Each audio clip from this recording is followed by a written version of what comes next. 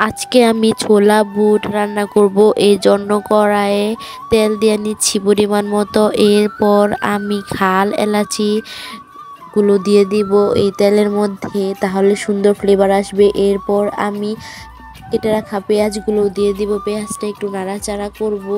এরপর এখানে আমি পরিমাণ মতো লবণ দিয়ে দিব, অল্প লবণ দেওয়াই ভালো, বেশি লবণ দিলে তিতা হয়ে যাবে। এরপর আমি আদা রসুন পেস্ট করে রাখা ওগুলো দিয়ে দিব এখানে। এখানে দিলে অনেক ফ্লেভার আসে সুন্দর। আর আমি এইভাবে রান্না করি সবসময়, আর আমি সব রান্নায় গরম পানি ব্যবহার করি। এরপর আমি এখানে সিদ্ধ করে রাখা বুটগুলো দিয়ে দিব।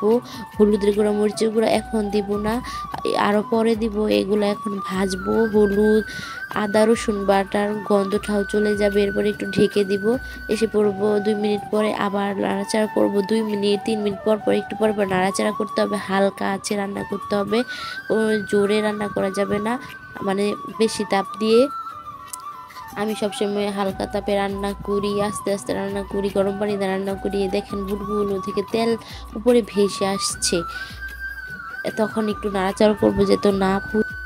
এরপর আমি হলুদের গুঁড়া মরিচের গুঁড়া ধনিয়ার গুঁড়া দিয়ে দিব। এরপর আমি গরম পানি দিয়ে দিব, দিয়ে এখন আমি নাড়াচাড়া করব। নাড়াচাড়া করে এখন আমি ঢেকে দিব। ঢেকে দিয়ে আবার 5 মিনিটের জন্য ঢেকে দিব। 5 মিনিট পরে আবার চলে আসব। দেখেন এখন ফোটা ফোটা উঠছে, মানে বলক উঠছে। এরপর এখন আবার নাড়াচাড়া করব। নাড়াচাড়া করে যে তেলগুলা একটু পানি পানি আছে এগুলো আরও শুকায় নিতে হবে, কারণ মুড়ি দিয়ে মাখায়া খাবো, এত তেল তেল থাকলে ভালো লাগবে না। মানে মুড়িটা হালকা হয়ে যাবে তাড়াতাড়ি, এই জন্য আরও একটু ঝরঝর করবো। আর এগুলো আমরা অল্পই নিচ্ছি, 2 জন মানুষ তো এই জন্য। আর আমিও একটু ছোলা বুট কম খাই।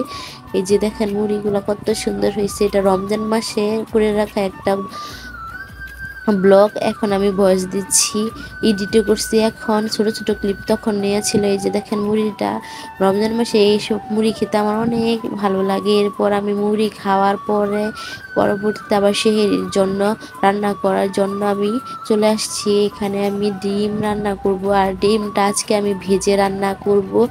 অনেক সময় সিদ্ধ করে রান্না করি, ভেজে রান্না করি, ভেজে রান্না করলে মজাই লাগে।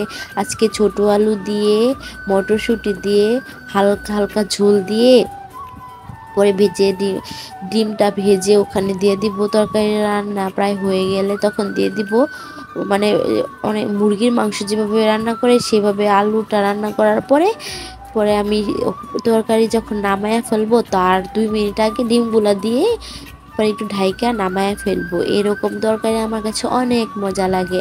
আর আমার কাছে ডিম অনেক ফেভারিট। ডিমের যত রকম রেসিপি আছে আমি সব রকমের রেসিপি খেতে অনেক পছন্দ করি, কারণ আমি ডিম খেতে অনেক ভালোবাসি। আমার প্রিয় খাবার ডিম। আমি তো মাছ বস্তু খাই না, এই জন্য আমার প্রিয় খাবার ডিম। আমি ছোট থেকে প্রচুর ডিম খাই।